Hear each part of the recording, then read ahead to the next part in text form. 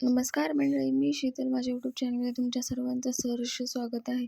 तर ठरलं तर मगचा आजच्या भागामध्ये आपण बघितलेलं आहे की अ, अ, सुभेदारांच्या घरी पूजा ठेवलेली असते महाशिवरात्रीची. तर त्यावेळेस ना मग सगळेजण म्हणतात की आता आपल्याला पूजा करायची आहे. तर तेवढं तिकडे जेलमधला सीन दाखवलेला आहे. तर जेलमध्ये साक्षी अशी खाली बसलेली असते आणि प्रिया झोपलेली असते. तर त्यावेळेस ना ती म्हणते, "ए चल इथनं उठ, मला इथे झोपायचं आहे."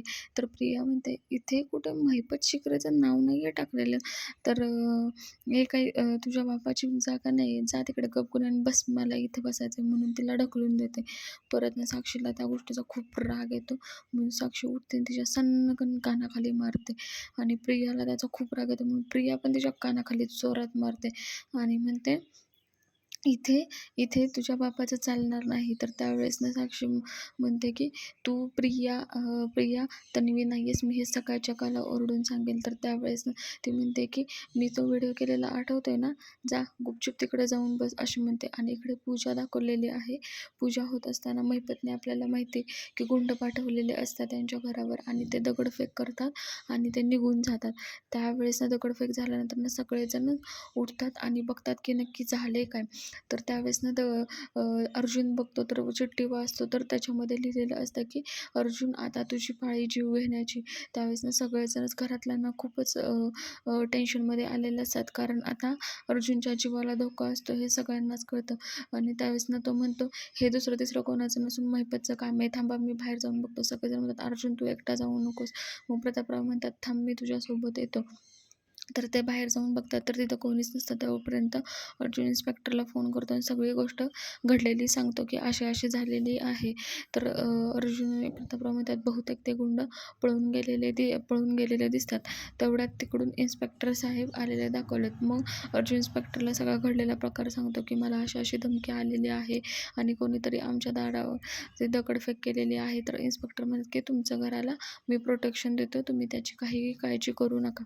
आणि मग ते दोघेजण घरात येतात आणि सगळ्यांना सांगतात की इन्स्पेक्टर साहेब असे म्हणले.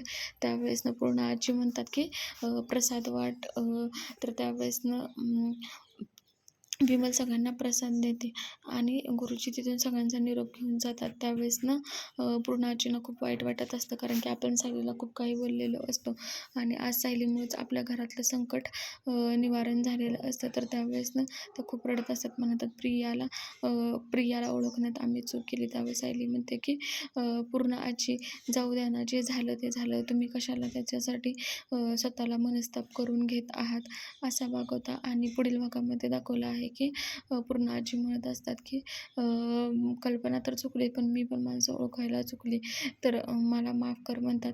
आणि या घराची जबाबदारी ही इथून पुढे तू सांभाळायची, असे म्हणतात आणि किल्ला काढून सायलीच्या हातात देतात. त्यावेळेस सायलीला खूपच भरून येतं आणि सायली पूर्ण आजींना मिठी मारून रडायला लागते. दुसरा दिवस इथे दाखवलेला आहे. अर्जुन ऑफिसला चाललेला असतो, तर सायली म्हणते, थांबा, तुम्हाला कालच पूर्ण आजींनी आणि बाबांनी सांगितलेलं आहे ना, एकट्याने कुठेही बाहेर पडायचं. तर म्हणतो, "अगं, मी ॲडव्होकेट आहे." "शांत बसा. ॲडव्होकेटच्या आधी तुम्ही माझे आहात. इथून पुढे जिथे मी असेल तिथे तुम्ही असणार आहात," अशी म्हणते आणि स्वतःचा पदर घेऊन त्याला त्याच्या हाताला गाठ मारते. आणि इकडे महिपत दाखवलेला आहे.